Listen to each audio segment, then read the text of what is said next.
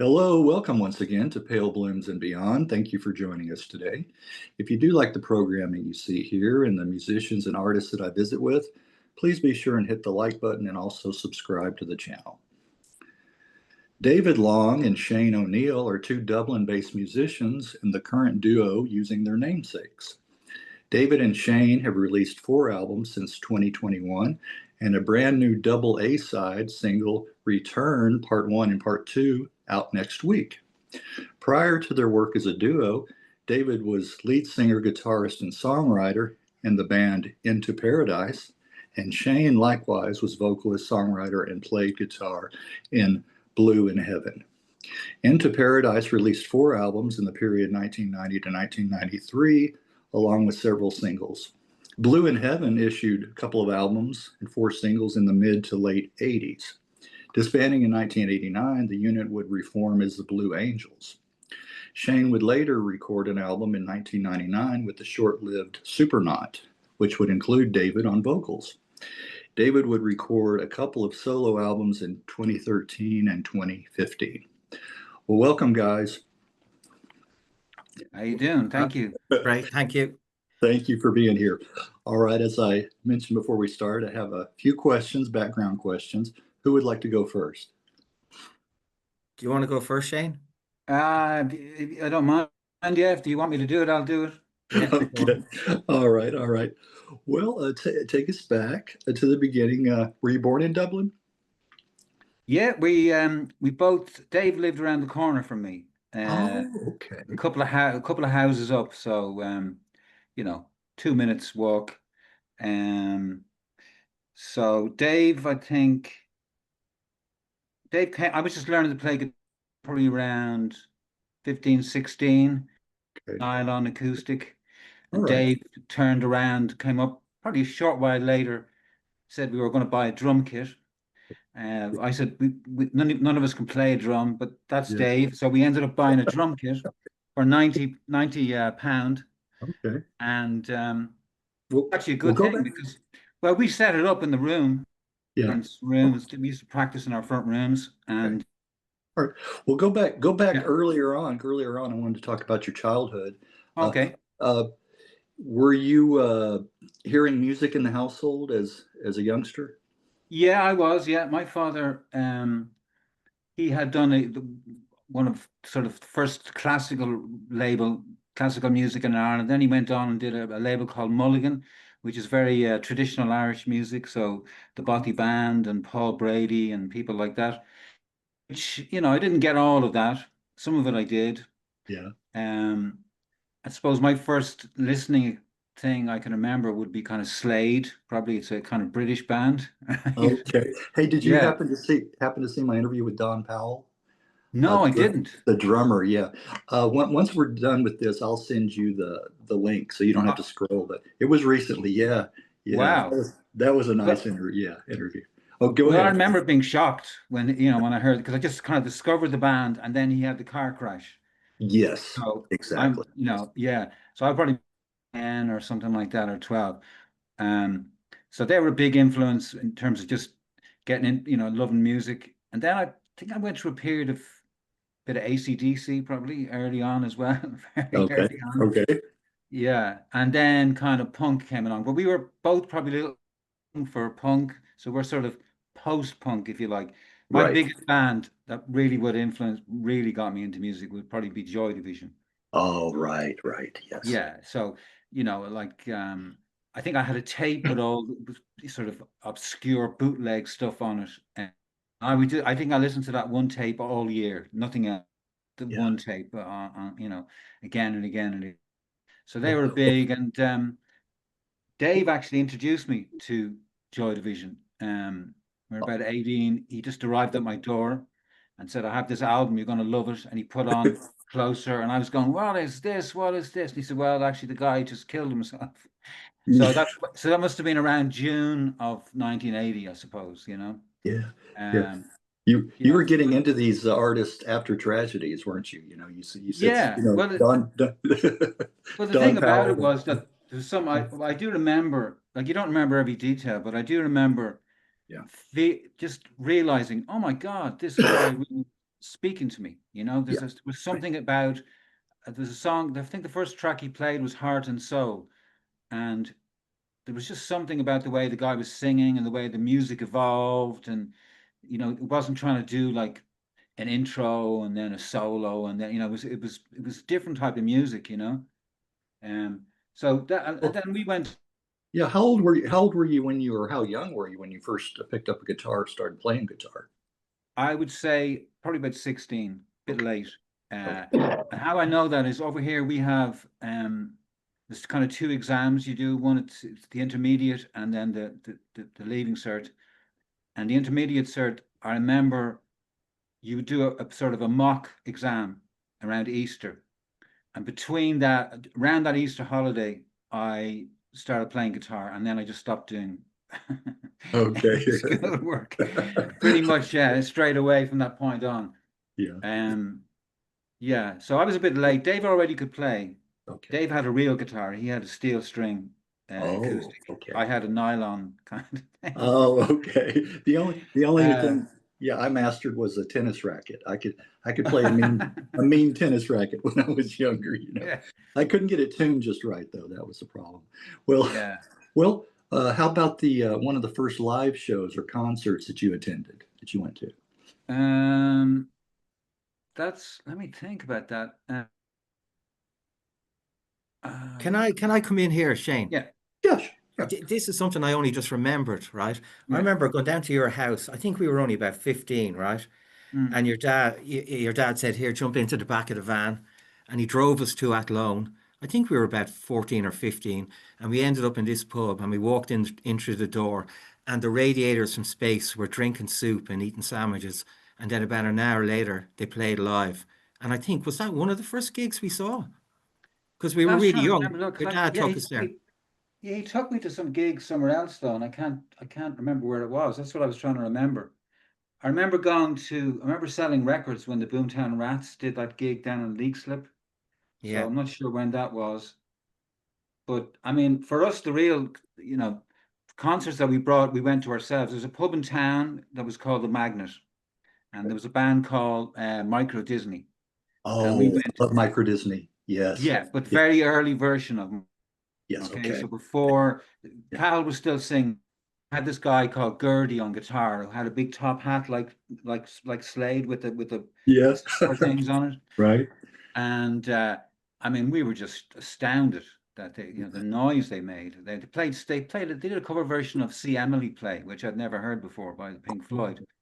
That would be a And nice one to hear. Yeah. Yeah. well, it was amazing. I Yeah. mean, it was shocking. You know, it was so good. We just couldn't believe it. So we Yeah. used to go in there quite a lot. So that's the kind of, I suppose we moved very quickly to watching up and coming bands, rock bands, you know. I mean, Joy Yeah. Division were gone. Other bands, I can't really think at the time. It was more Irish bands, wasn't it, Dave? Like Yeah, I mean, Chant. the main reason for us to go to see Susie and the Banshees was because Micro Disney were supporting them. Do you remember we went to see Micro Disney after seeing them in the Magnet? We went to this place in town in Phibsborough somewhere, and Susie and the Banshees were the main band, and Micro Yes. Disney came on first. And you went for the support band. Yeah. Yeah. Yeah. It's yeah. My favorite track from Micro Disney is Dolly. Right. Yeah, that's a cool track. Yeah. Yeah, that's really. Anyway, just wanted to insert that. Well, okay. Well, then let's go back over to you, Dave. Same questions. Did you hear music early on when you were growing up in the household? Yeah, well, there was always music playing. I presume it was on the radio as well, but the albums my dad had would have been the first Gilbert O'Sullivan album with Alone Again, Naturally, and all that. And he used to have this 8-track, you know, those 8-track cassettes things, the old-fashioning. And he had Bridge Over Troubled Waters, you know. Yes. And then he'd have stuff like, what's that song called? The Men Behind the Wire, and, you know, traditional stuff, and Dubliner stuff, you know. Yes. But I remember, like, in school then, I can't remember what year in school, but we used to have this, people had these little businesses, and one of mine was writing out lyrics to songs that people liked and selling them for a penny or something, you know. So I was always into music.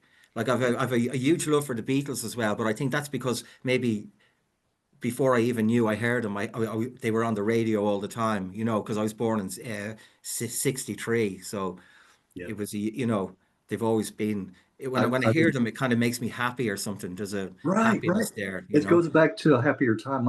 My dad was he was heavily into Simon and Garfunkel. On his hi-fi, he would play albums. Herb Alpert and the Tijuana Brass was one I remember early on, that south of the border sound that Yeah, yeah, I yeah. still enjoy. They do a great version of Burt Bacharach's This Guy's in Love. Yes, Oh, yes, they do. Yes, they sure do. Yes, I yes, love that. Yeah. yeah. I love that sound. Right, right. Still, Even though now it's kind of, I suppose at some point it became known as Muzak, yes, yes. where it was it's kind of like what's they call it?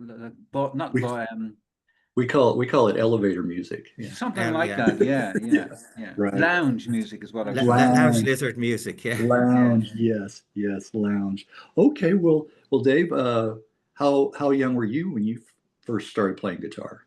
There's a friend of ours called Brian Hennessy, and he could play the guitar, and he taught me a few chords, and he was kind of big time into Bob Dylan, and he was into loads of stuff. He was the one who used to listen to the John Peel show, so he could come across anything, you know.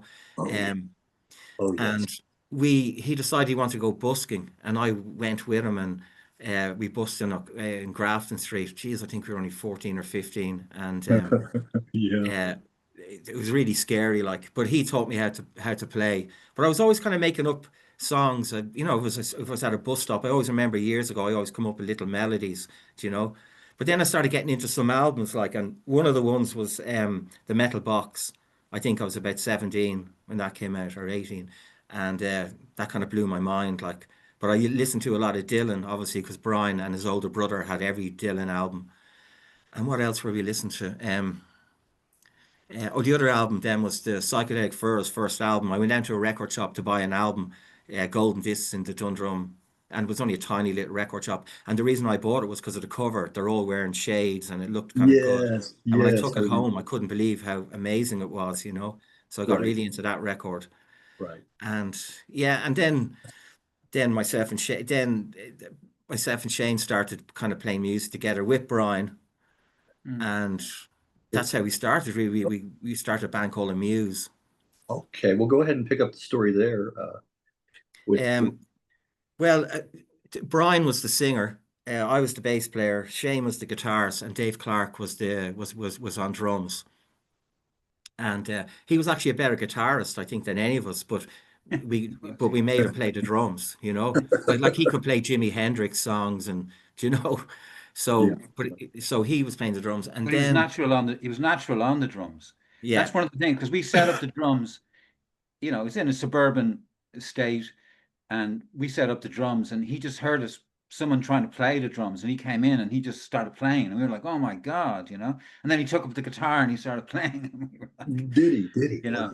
And Like he was a- younger than us. He was about 2 years younger than us. Oh, You know, we okay. were, yeah. So we persuaded him to get on. To switch to the drums. To go onto the drums. He plays drums with the Hot House Flowers now. You know. Oh, does he? Okay, does he? Yeah, he's still a professional musician. Yeah. He's you know, He'll play. he's just a natural. You know. Cool. I definitely feel myself. I was more of a kind of, I don't know. I never really learned. I wasn't really learning in any. I was only saying this to Dave the other night. It's like tricks almost. It's like learning in your bedroom, you know, how to play licks and do, you know. And that was never really what was interesting to me. It was always more about, I don't know, just trying to capture a moment and just make a noise at that time. You know, it was very, you know, we didn't see many English bands when I think probably happened the same for you, Dave, when you went over to England and we started seeing so many other bands, seeing so many of the audiences, you realize, oh my God, I'm so behind here. We had a very narrow view of what we did. You know, we were very focused on what we were doing ourselves, you know. Yeah, yeah. Well, how long were you guys in this band together? Probably I'd say about couple 2 of years, was it? Couple A year and a half. Well, left. I don't know what happened there. I can't remember. But he was only with us for a very short time. Yeah, And I yeah, think Dave was singing then and playing bass. I played guitar. We were a three-piece then. That was really the band. I think Brian actually only rehearsed. I don't remember him rehearsing twice or something, or Yeah. not many times anyway. But Okay. Well, I've heard yeah, so doing we were these. very influenced by the Metal Box. I don't know if you know that album, the Metal Box. Yes, I'm familiar with it. Yeah, so it's kind of, you know, I mean, I suppose a lot of, even nowadays, people would probably find it very difficult to listen to it, you know, quite a Yeah, lot of it. right. So that was kind of our aesthetic. So, Yeah. I mean, I remember the first gigs we would do, you know, a song would finish and Dave would just sort of go, do, do, do, do. And we'd all just go, okay, and we just start again, and we would just jam, and that would become another part, an end of a song or something, you know. Right. We didn't really we had Right. no idea of structure or anything. We were just but because Dave was the drummer and was playing with us, we were actually sounding, you know, because Yeah. when you've got a solid behind you, you can Backbeat, yeah. So yeah, you yeah. would improvise. You would improvise quite a bit, too. Playing. Yeah, we there's always something there, you know. Yeah. Well, Shane, how did Blue in Heaven form? Well, the kind of end of Amuse was a bit murky. It seemed to just fall apart or something. And we got another bass player in. That's one of the things I think that probably I think we felt that maybe Dave shouldn't be, should be just, we became aware maybe Dave should just be singing. And I don't think Dave was comfortable with that. And, you know, because we were so young, we just let it happen. We had a bass player in. Then, so I was with the bass player and Dave, the drummer. And I think we had a singer in for a while. We did have a singer in for a while, but they just basically persuaded me to sing because I was telling the guy what to do. You know, I can remember being downstairs in a house, and I had a H&H amp, had a microphone, and you know, I speak into the microphone, and the voice would come over there, and I'd get a big fright, and so we would literally have to pay for about an hour, you know, until I even could sing and play at the same time, even remotely, you know. Took a long time. So yeah, that we kind of got lucky, respect, quite, we call it lucky maybe, because we didn't earn our stripes in Dublin. We actually, by fluke we got a gig supporting U2 Okay. very early on. Like, so I was probably singing about a year, so not singing, right? Okay. I didn't have any idea what we were doing. Yeah. And the guy who promoted the gig said to me, "The Edge really likes your band. You should ask him to do a demo." So we were just like, "What? We don't know." So I just stopped him on the stairs and just asked him, and he said, "Yeah, you know, I want to do a demo." So, and out of that demo, signed. You know, Okay. again, yeah, and probably. I mean, I remember, you know, the manager of U2 said, "Listen, don't do anything. There's going to be a deal here for you. We're going to go away to Japan. Just hold on." And I can remember talking and saying, "Well, why are we waiting for them to come back?"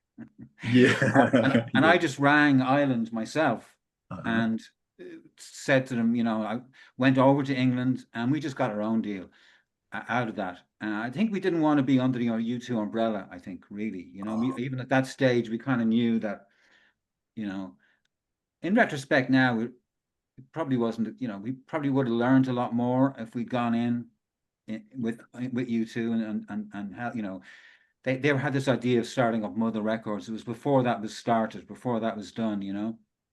I mean, I still every now and again think of that session with the first the demo we did. Like, they were great, you know. Like, Bono actually came into the room with us, you know. We Oh, were, did he?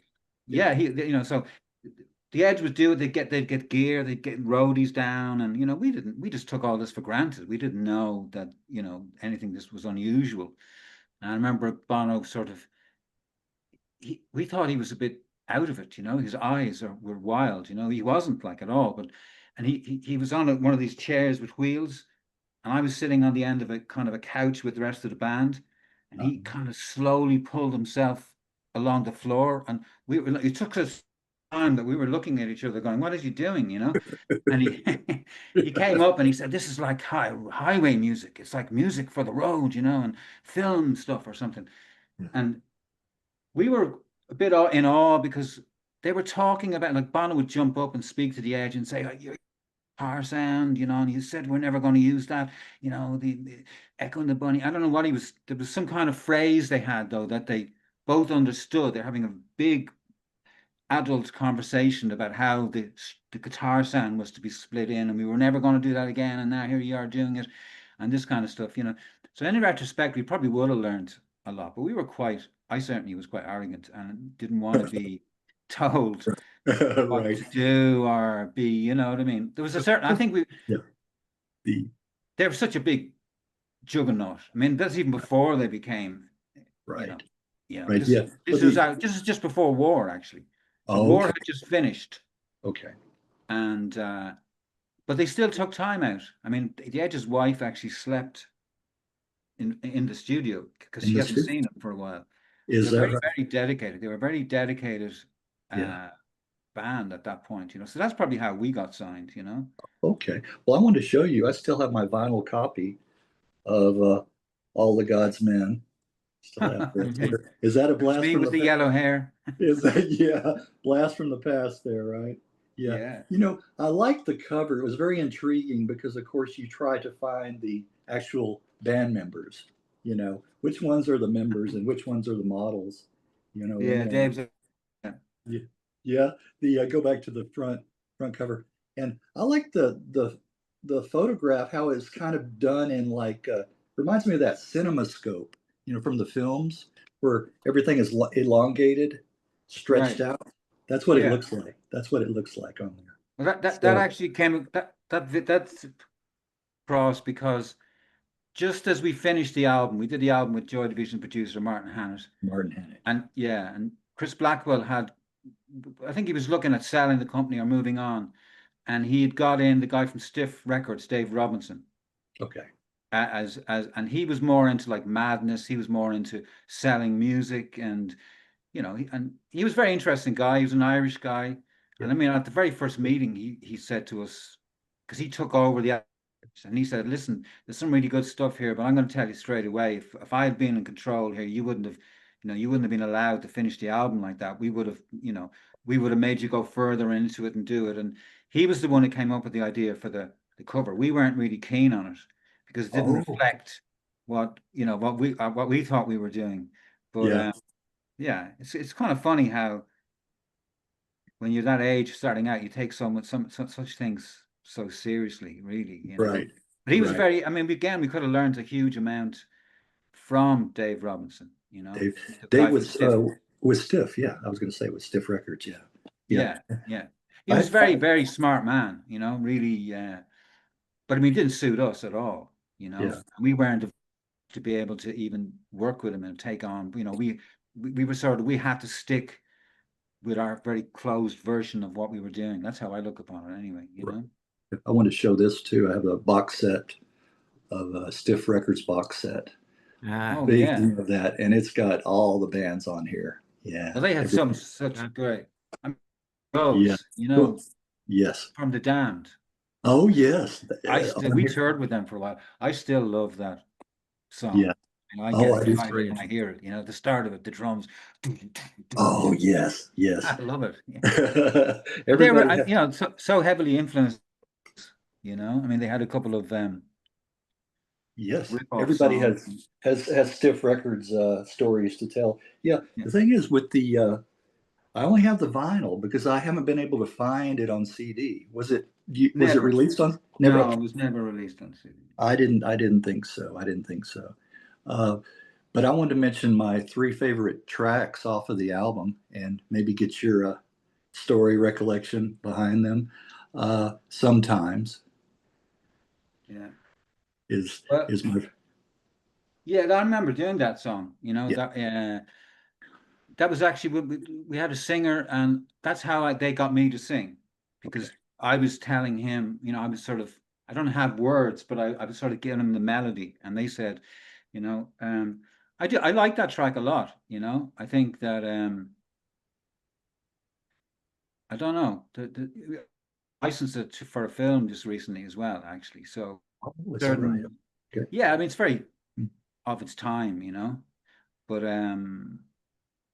a lot of those songs that we'd write at that point would be, I might have an idea like coming in and structure, I might even have a melody with it, but a lot of them would just be jammed basically as a band together. I think Yeah. Dave, you were writing more songs around that time, weren't you, Dave? You were sort of, Mhm. you know, rather than jamming stuff out. Because when we played together, we used to jam. But when Dave was out on his own for a while, and he sort of developed actual songs, didn't you? Really, like you bring songs into the rehearsal room, kind of. Yeah, or Pretty three much. quarters of an idea, or Okay. Yeah. Almost finished. Okay. almost Well, finished. you'd Yeah, have lyrics and stuff, you know. yeah. Yeah, which Okay. I'd always do them later. Well, hey, I want to apologize to you, Dave, that you know, I was more into Blue in Heaven. You know, of course, That's you totally know, cool. Into Paradise came a little later too. But and I'm sorry, you know, I'm blubbering here about the album and the tracks off of it. But Julie Cries is another one I like. Yeah, I think actually, I think I might have ripped the actual phrase "Julie Cries" from Dave.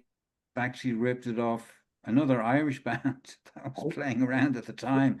No, You know, no, when we you're actually had no, we had it first. We when Amuse, we went in to do a demo tape in Alto Studios in Clonskee, and we did 4 tracks, I think, and one of them was called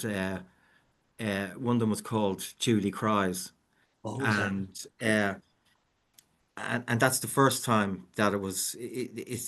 I don't know where that cassette is. It was probably the most professional cassette we actually made as a Yeah. Muse, you know, those 4 tracks, you know. And I even remember the original line. It used to go, it's raining and I'm dreaming all sad things, all glad things, and Julie cries all day. And that was the Yes. chorus line to it, you know. Oh, okay. So Okay. that was with a Muse.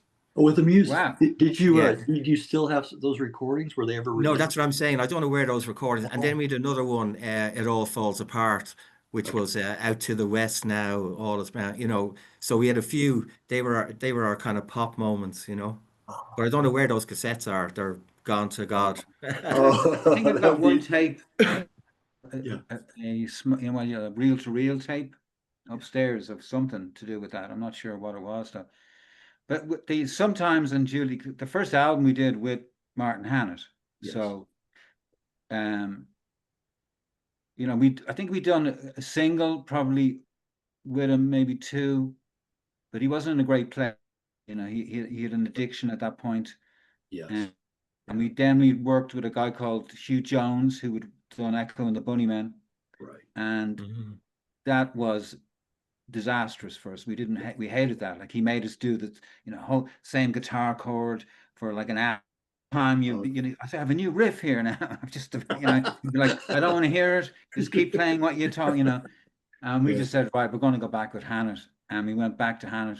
Well, And I'm glad we did now, because the work that myself and Dave are doing, yeah.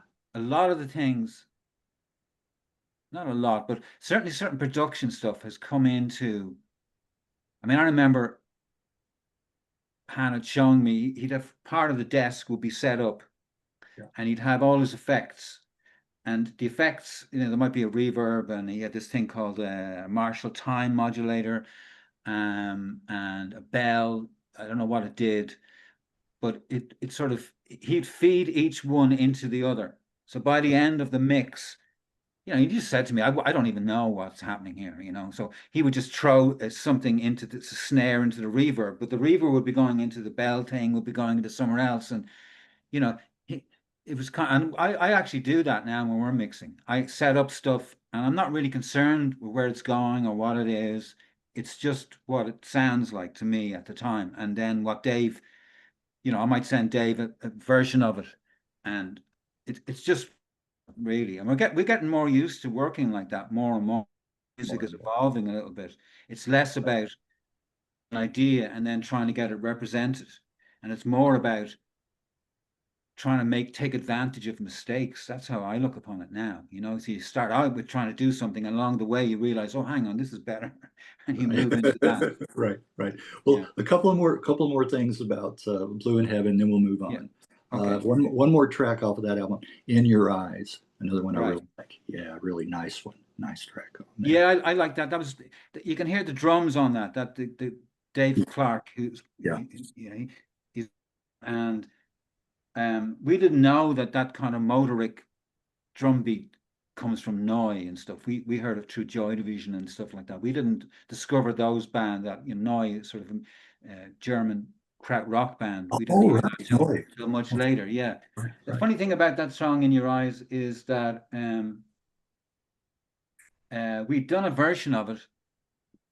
I think we did a version of it with The Edge, but they definitely were aware of it, because Bono, some Rolling Stones picked out a number of tracks that he reckoned were good, and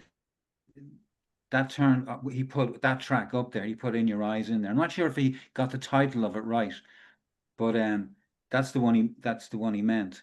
I quite like that. It shows, it's kind of representative of what we do. At the end of the track, there's a kind of weird down, I'm kind of doing this kind of guitar on the top of it. So that's kind of what and that had developed with Dave and the Muse, whereby you would sort of jam out the end of, Right. You know, it wasn't a song. We weren't like, I wasn't writing a song. Here's a first chorus. This song is about this or something. It wasn't like that. It was more trying to capture a feeling, trying to capture energy. A mood. Yeah, a mood. Yeah, a mood. Yeah. Yeah. Whereas Dave is better at, you know, lyrically writing specific something, you know, capturing that mood in, you know what I mean? Okay, gotcha. Yeah. I remember got Brian Hennessy playing. He gave me a lend of what's the Bob Dylan album? You know, Isis is on it, and Desire. Yeah, and he gave me a loan of it, and he got so annoyed when he said, "What do you think of it?" And I started talking about the guitars and all the sounds on it. Yeah. And he said, "My God," he said, "the lyrics, it's the lyrics. What are you doing?" You know, but that's how I listen to music. You know, the lyrics come afterwards, really. Oh, okay. All right. Afterwards. All right, I'm gonna hold up another vinyl that I have and get your reaction to this one. Oh yeah. Yeah, the single. I just wanna Right. pick that up a little bit later. Of course, it came out later. I used to DJ at a dance club in the 86 here in 1986, and I would play that quite a bit. I just want. Wow. Yeah. So I like that driving beat on that, and the drum. Yeah.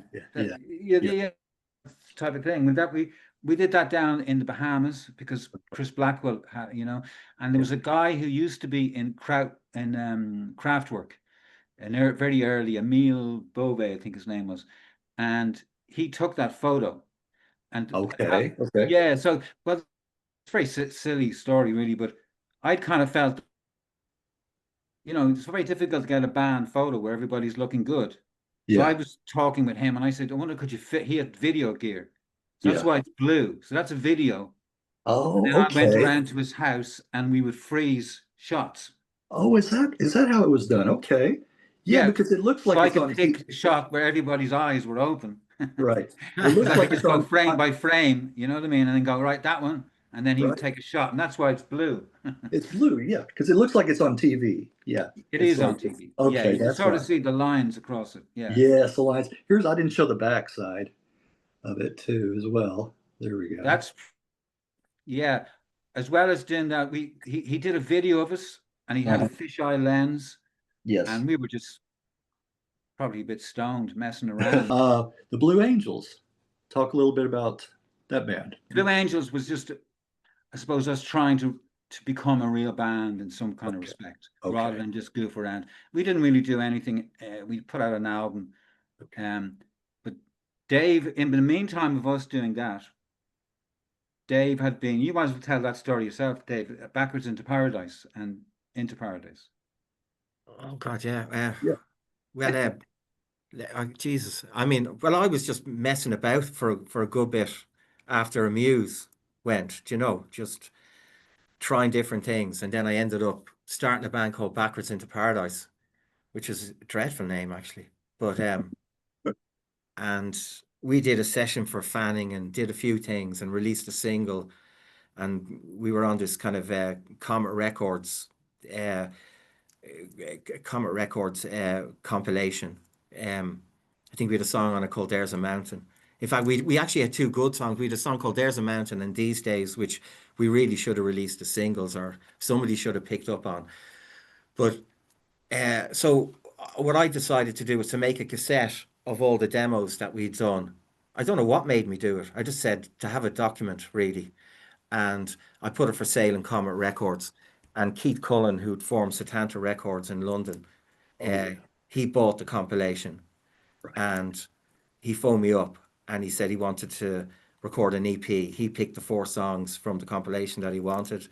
And then he said to me, I'm thinking of getting this guy called Adrian Borland from a band called The Sound. Did you ever hear them? And I said, Jesus. I said, yeah, myself and Shane were obsessed with From the Lion's Mouth album for a year or two. Me, Shane, and Dave. What an album, yes. And I thought this. Yeah. I still didn't believe it till we arrived in London and we met up with Keith, and Adrian Borland arrived, do you know? And he was very vague, like. But we ended up anyway going into the studio and recording the 4 songs in 2 days. And that was released as a 12-inch. And Keith was a cycle courier in London. That's how he was paying for it, you know. So then he got us over to do an album, and that's how we kind of got started. Okay. Well, I wanted to say real quick when the album and From the Lion's Mouth, The Sound. My favorite track off of that is New Dark Age. Yeah, actually, I think that's the first time I came in contact with them. They basically did an Old Grey Whistle test, and they had these are the best new bands in Britain, and they had Echo and the Bunnymen, U2, and The Sound, and they had them on different nights. And there was one other band, I can't think who they were, but when I saw New Dark Age, I just couldn't believe it. I just thought, oh my God, like this is amazing. And yeah, it kind of blew my mind. And we got the one of us must have bought the album, and we made cassette copies of it for the others, for Shane and Dave. Or I don't know, or Shane could have bought it, and we made these cassette copies, you know. And it's really exciting, you know. But the funny thing about it is, I don't know if it's the keyboards or whatever, but I can't really listen to that album anymore. There's a sound that is that right? Yeah. Now I love some of the songs like Contact the Fact and just love, you know, but it's like there's, I don't know why I can't listen to it, you know. The keyboards are a bit. I mean, they're a bit sort of unconnected with the music. They're sort of, you know. But I still love the album. I love the drive on it. Yeah. There's so many tracks on it I love, you know. What was I was trying to think, what was the label? Was it Kosovo? It was, yeah. And it was the same as Echo and the Bunnymen. That's right, because I had the two of them. So the two bands toured together, you know, at the time. And of course, I'd say The Sound thought they weren't getting as much attention as Echo and the Bunnymen, or that's what it was. Because I got a compilation of a Kosovo artist at that time, and I remember both of those were on that Irish artist that I got. So. Yeah, I just want to go back to say one of the things I think Dave didn't really pick up there is that when Into Paradise came out, I mean, if you remember around that time, the NME Melody Maker was really a big influence. I mean, you couldn't get anywhere without getting in the NME, and we never really did. But Dave, his stuff immediately resonated. Yes. And, you know, he got a single of the week, and then I think the next one was a single of the week, you know, the next single like a couple of months later, and you had a number of them, didn't you, Dave? Like a lot of so you had a lot of kudos, you know what I mean? There was that guy Kavanagh that wrote reviews of your stuff, you know. Hearing their first album, I was probably on tour, you know, somewhere. I might have even been in the States or something, and came back, and my brother, you know, he's about 5 years younger, but we're very good friends, and Dave would know Brian as well a lot, and he played. Yeah, I remember going, oh my God. I remember listening to it and just saying, oh my God, this is, because to me it always sounds a bit Waterboys. There's a big element about it. Yes. It's a big world I can hear that. in the music. you know, in the first album, there's some great tracks in it, and I remember going, oh my God. I mean, I just knew immediately, far surpassed anything that we did. You know what I mean? Because there was a real voice from the songs. There was a whole feeling of I don't know. Yeah. And you It made mentioned total sense to me that he got, you know, that he was getting acclaim from that, you know. I think that probably one of the problems that Into Paradise had was that trying to replicate that live and keep the consistency of doing that. I mean, I think probably the team had been around you, you know what I mean? That could have given you more support and allowed you to grow into presenting those songs. I think you would have grown a bit. Well, you see, yeah. I mean, I think like all these things, when you look back on it, I think we never really worked. We never really put the work in as a live band. And what I mean by that is, you know, you had 12 songs on the first album, and we used to play maybe 3 of them. Do you know? So they wouldn't work out in rehearsal. So because there was acoustic guitars, there was timpanis, there was violin. You know, we got the girl from the Mekons. Do you ever hear the band called the Mekons? Oh An yes, English oh band. yes. Susie, she played violin on 4 of the tracks. So favorite track I have to say again is "Ghost of the American Astronauts" from the Mekons. Mekons. Yeah. And we would have had to.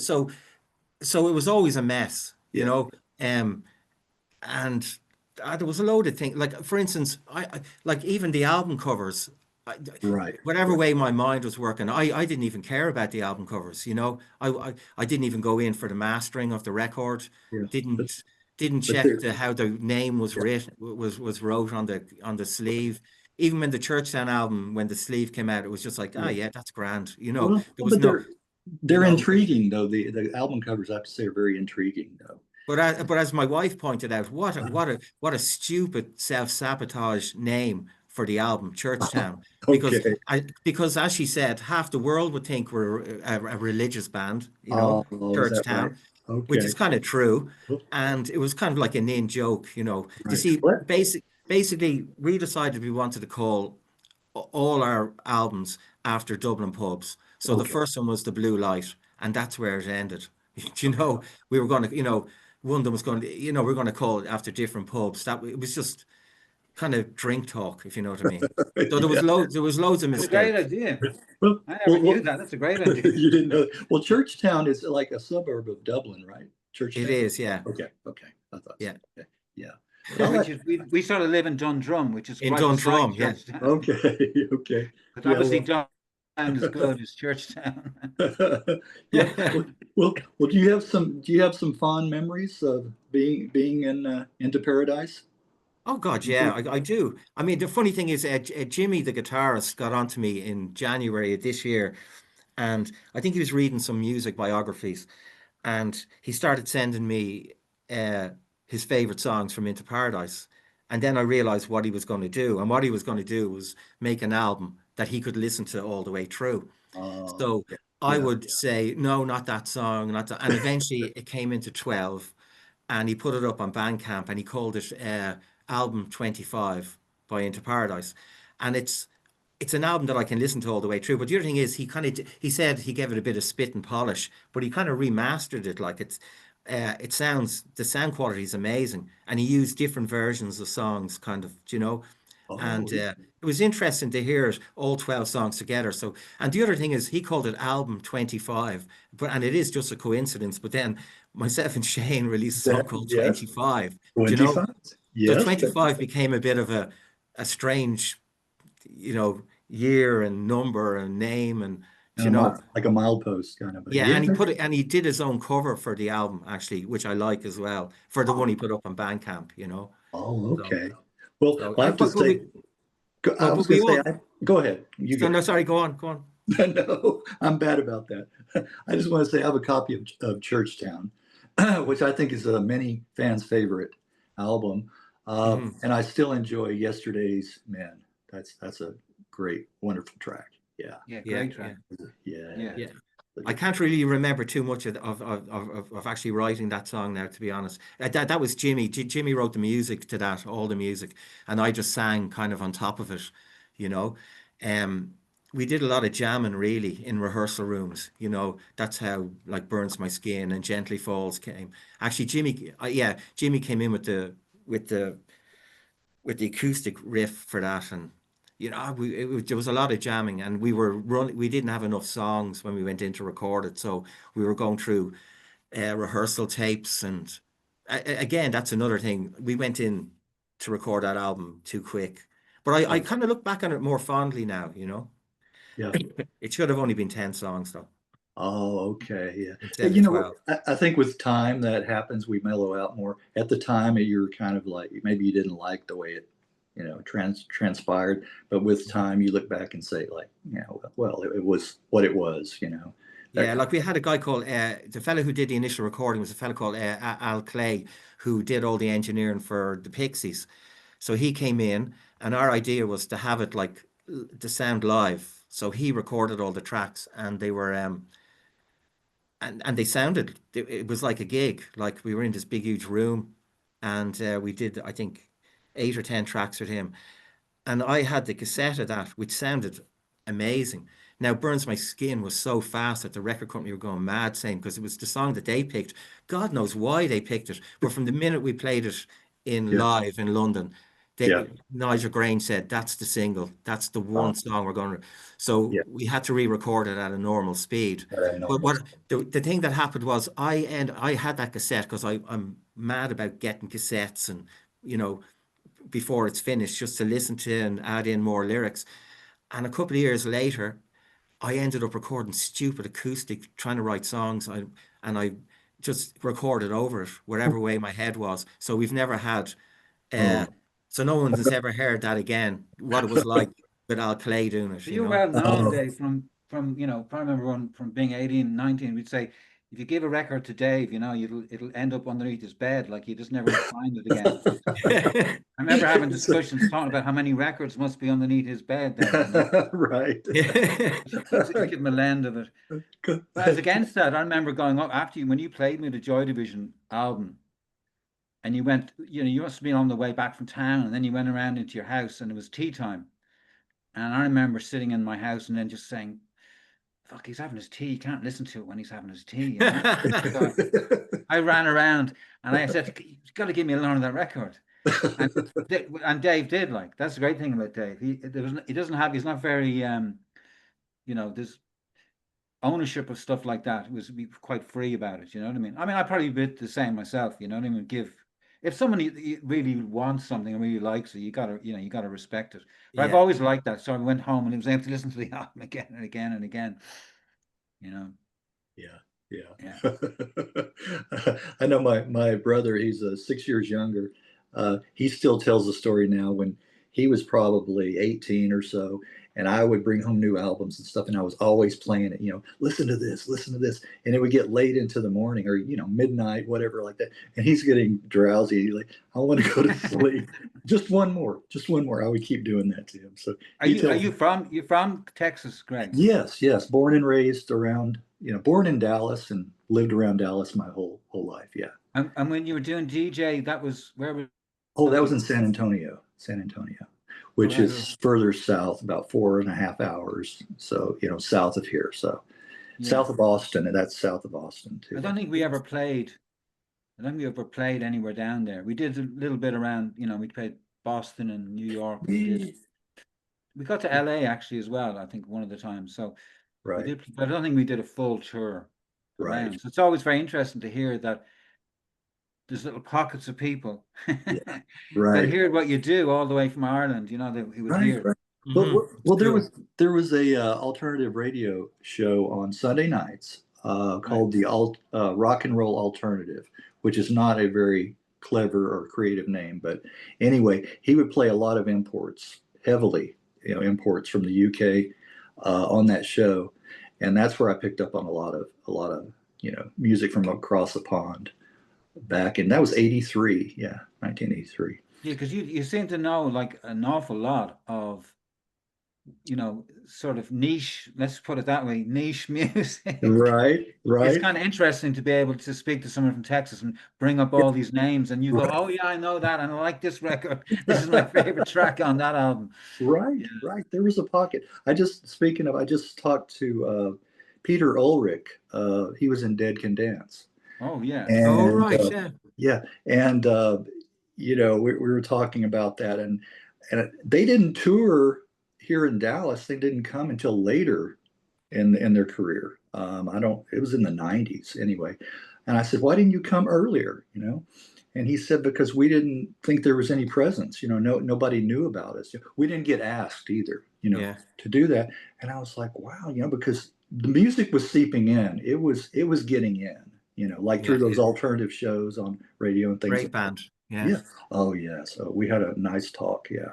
So anyway, well, back to you, David, released a couple of solo albums in 2013, Water Has Memory, and then Cities in 2015.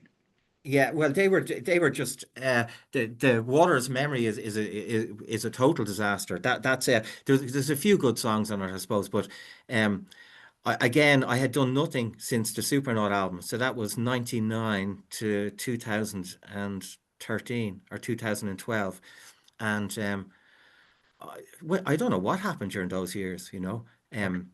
but I ended up I'd still be writing bits and pieces, you know, and putting it away, and I just got old recordings and stuff I done. Actually, it was Shane's brother Brian who got me involved. He showed me this thing called a Boss recorder, which is like a little mini studio that even somebody like me could use. And started recording songs on that.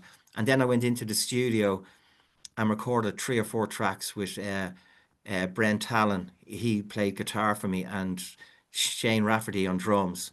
But again, they were they were some of them I didn't have finished, but 1 or 2 ended up on it. So I released that, and um, yeah, I wasn't too happy. And then I got a buzz around Christmas time and decided to do an album, an ambient album, um, an instrumental called Cities, which I really like. It's very it's kind of like a hard listen. Do you know, that kind of a way? And Yeah. then I just decided to release stuff like I released an album called Culture 2, and then I did something with an album with David Long and the Wens. But the first real solo album was probably In Headphones. I Oh, decided out of the blue that I hadn't played a live gig in 20 years or something. So I booked Whelan's upstairs, and it turned out brilliant. And I got so this fella called Adrian O'Connell, he emailed me and asked could he support me at the gig, and I said I'm really sorry, but I never heard of this guy called Adrian. I said I'm really sorry, but the Whelans have got somebody for the gig to play with me, and I think Brian Mooney from the Next New Low wanted to do it too, but I had to tell him it's, you know, it's already been booked. So then I said to Adrian, I said, listen, I started getting the fear. I'm going to be standing up on stage with an acoustic guitar by myself. I said, listen, instead of supporting me, any chance you'd play with me at and I couldn't believe he said yeah. So we started sending MP3s to each other. And I couldn't believe the guitar lines that he was sending me back. I was like, going, Jesus, this guy's great. And then we met the day before the gig. No, we met the day of the gig for an hour in my sister-in-law's apartment and went down and did a 2 hour sound check and then did the gig. And it turned out brilliant. And then after the gig, a fella called Ken Sweeney, who's in a band called Brian, he said, you should yeah. go into the studio Yes. tomorrow and record those songs and put it out Yes. as an album. So the following year, I went with this guy called David Ayres. He's an American who Adrian recommended in Carlo. He's signed to Warp Records himself. I forget what his band is. He's a brilliant, brilliant guitarist. He's an American. And I Okay. think he did all the demos for all the creation bands, but now he was living in Carlo. So I went down and it was just a house, and he played guitar. He had like the guitar, the acoustic guitar that Keith Richards used to Oh, use, and really expensive stuff. And we recorded, I think, 9 songs. So that's the first real one. yeah. And You then, mentioned Brian. I did a written interview with him. Gosh, it's been many years ago now. But I like. Does he work with the BBC or He was working with the BBC for years in the library, the film library part. right? But he's back in Ireland now, and Okay. he and a record label called Needle Mythology have re-released the Brian album, Understand, Okay. Yes. and they've Yes. called it Understood. Yes. The It's got a few extra. one track I like, and I think it might be on that one, is "Getting Meaner." I really like Oh, that. that's on the second album. That's That's the Bring second. Trouble. Yeah, That's the second one. Yes. Okay. yeah. Well, yeah, he did a like a documentary on the Blue Nile. I remember He that. did, yeah, and Yes. the REM as well, I think. Yes. Yes. It was really, really well done, I think. Yeah. Wow, that's another blast from my Mhm. band. Well, yeah. Let me ask you too about the two of you getting together. What is the songwriting process between the two of you? Well, I think what happened was we used to meet up in Shane's brother's house, Brian O'Neill, and with a few other musicians, and we were playing and playing, and just having jams and ideas, and then that kind of went by the wayside. And then Shane was playing with a guy called Code, I think he was playing with. And then what happened was I sent Shane an MP3 of a song called um, it was like a dancey track, and Shane sent me an amazing kind of remix of it back with more synths. Oh, it was called The Road Ahead, right? And I just thought, oh my God, I love it. Like, so I think I just put it on SoundCloud because there was no Bandcamp. We didn't even know there was a Bandcamp. Yeah. And then the next track we worked on was a track called Albert the Painter, but we left it.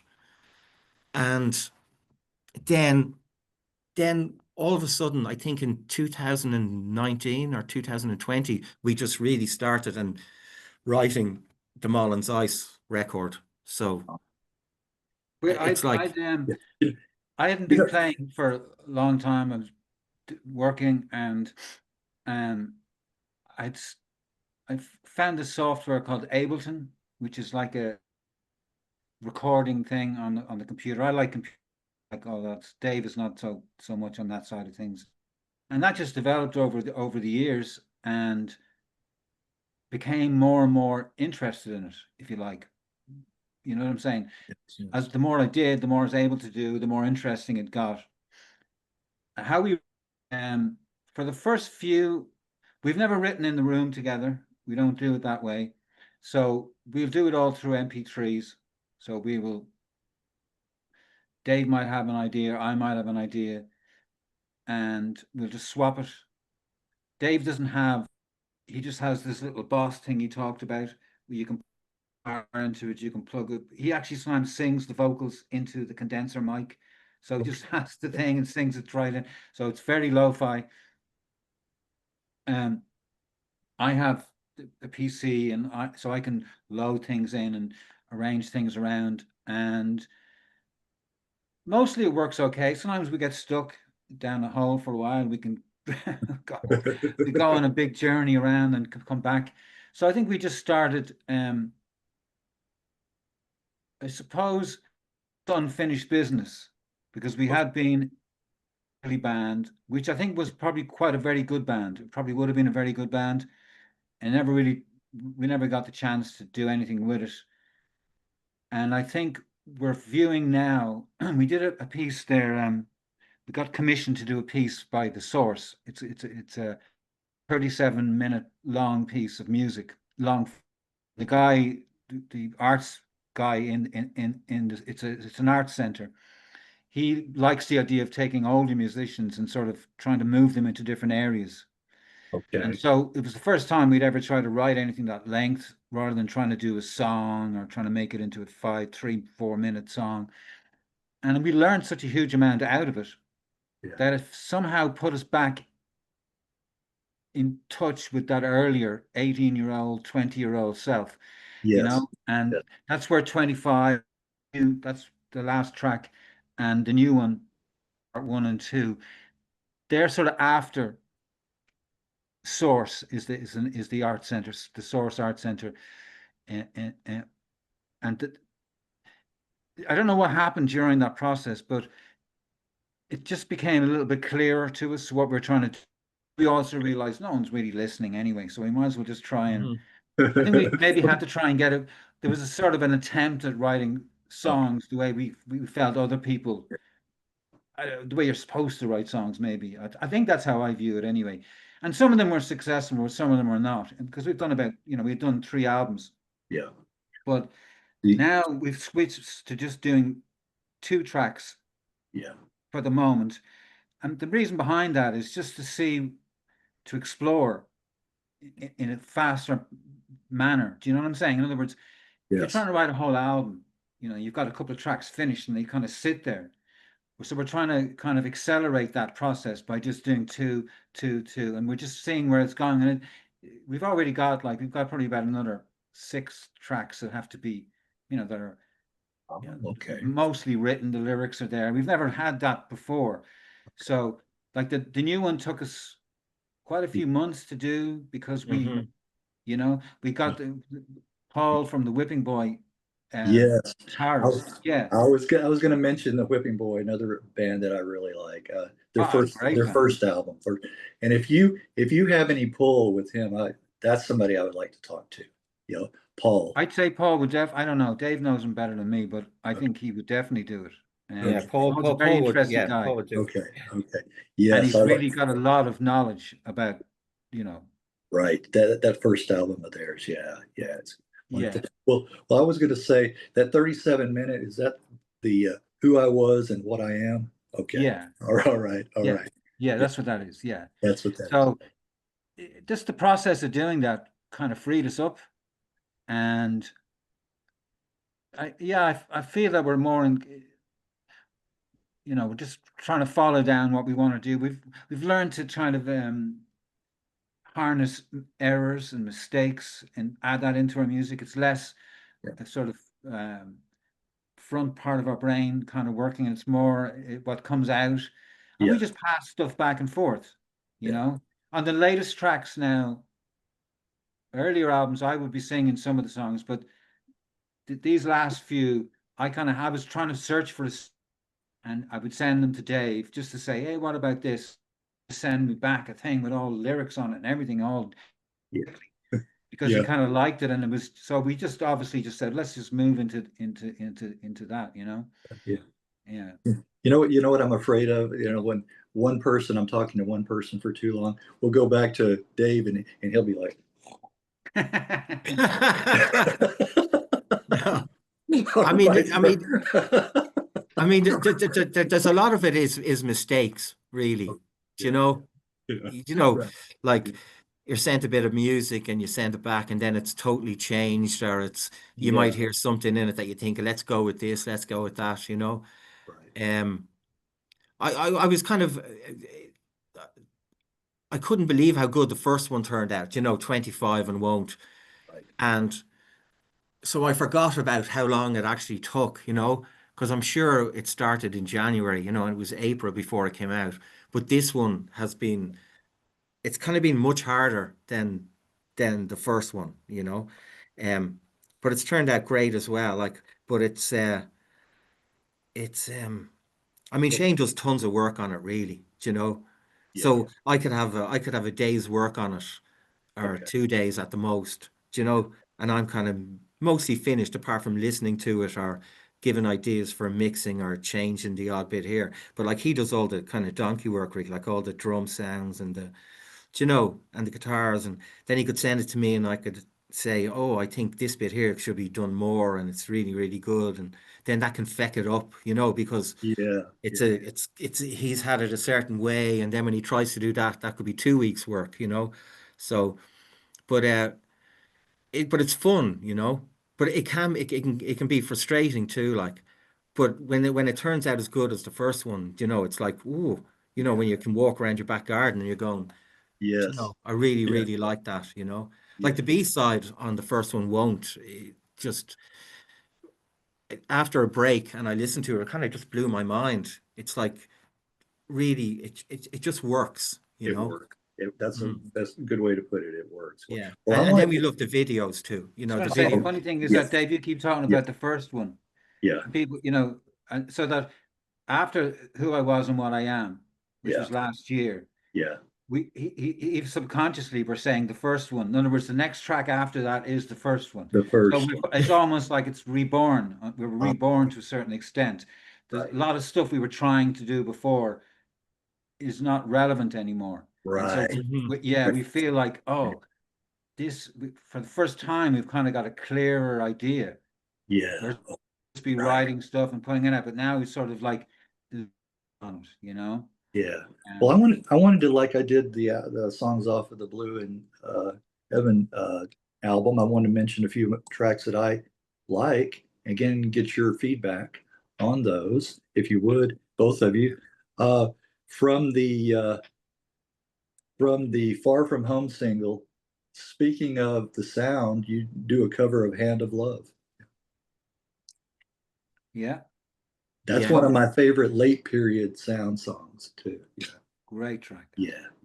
Yes. Very positive too. That's well, yeah, exactly. I was that stemmed from there's a fellow who runs a record label in Canada called Wally.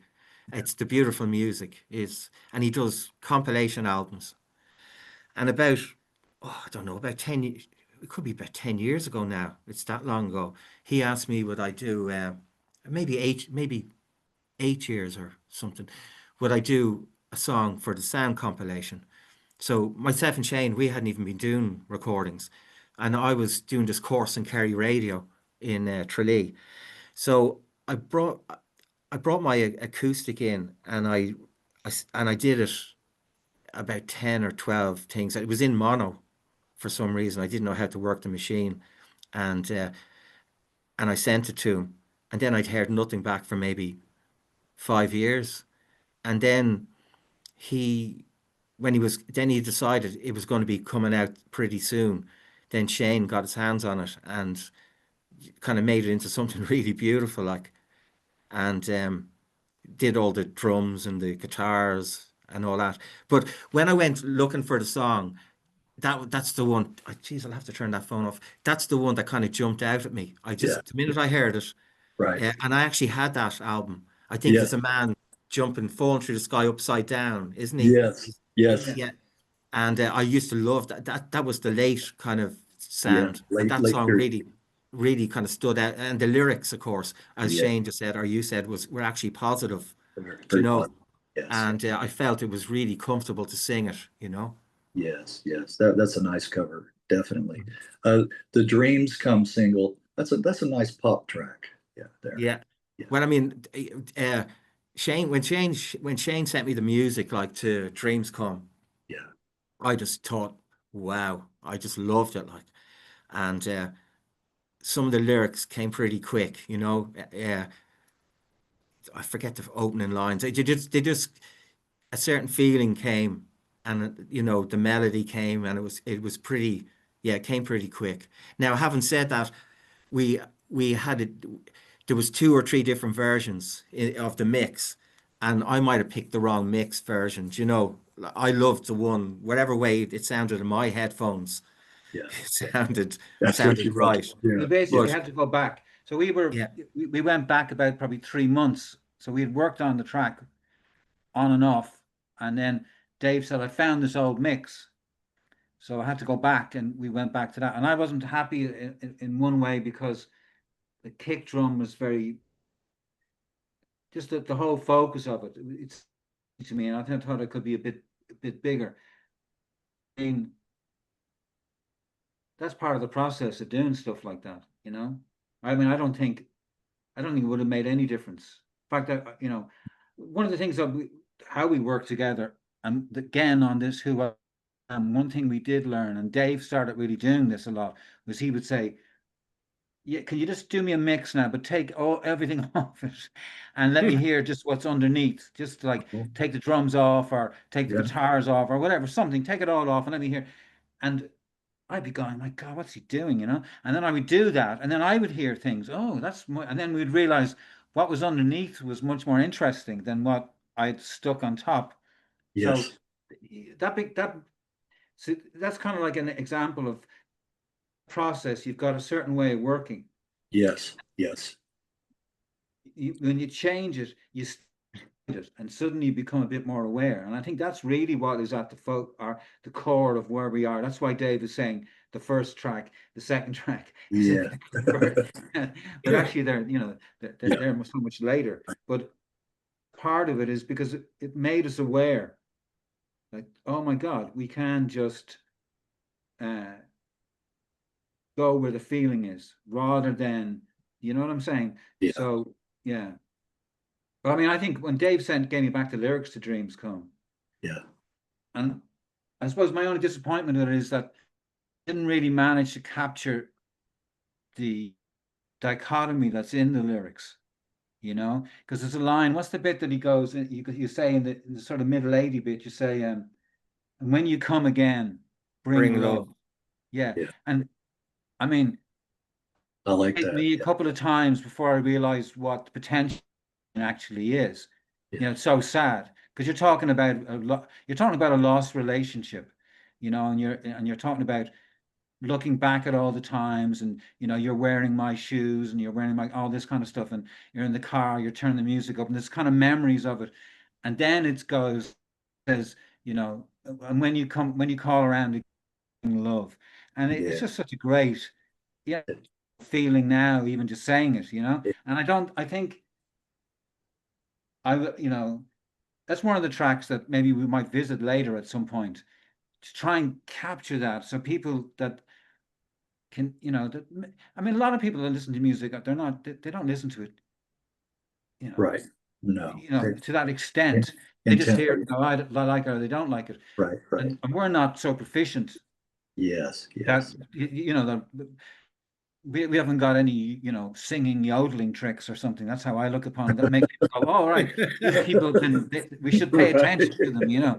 Right. We're sort of a lot more amateur in that regard. I think a lot of people, music is just background noise for them, you know. Mhm. It really is, instead of really delving into it, and you know, the lyrics with the music, it's a complete package, you know, for me anyway. That's what I agree with you. I actually think that I'm wondering now, was it just the time that we grew up listening yeah. that it had Yeah. that effect? Do you Yeah. know what I mean? It could be. Now, It could I mean, I be. remember years ago, I mean, for a Yeah. start, when Boyzone or some of those bands came out, and they would start calling them, say, "I'm in a band," Yeah. I'd be going, "What are you talking about? You're not in a band, like, you know what I mean? You're sort of in Right. some, you know, it's like I don't know what it'd be called. I was going to say hairdresser's thing, but Yeah. it'd be derogatory. But it's just there's some sort of Yeah.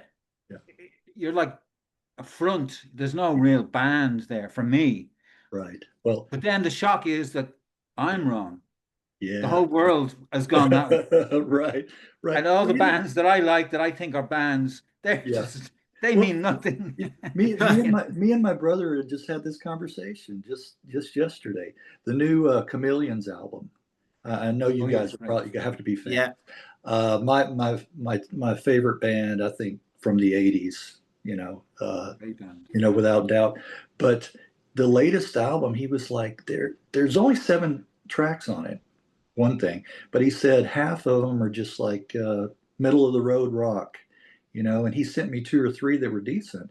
And listening to it, it doesn't harken back at all to the early days. They lost that guitar. Maybe they meant to, not recapturing that sound, but it's just not. It's kind of blah. It's not really. And he said, "Is it us? Is it our tastes have changed, or is it the music?" And I said, "I think for me, it's the music, because my tastes haven't changed. I still like that early sound." I would say, I mean, funny you say that, because before we even got signed, around the time, probably before we got signed, I saw the 2 guitars playing off each other at a gig in London, and they were just astonishing. And I mean, I love the guy's vocal. I think they're a great band. I have a little bit of sympathy for that, how they ended up with the new album like that, because if he got totally sidelined. So the music moved on beyond. Then later on, people find them. Yeah. And if you're trying to build an audience, you can.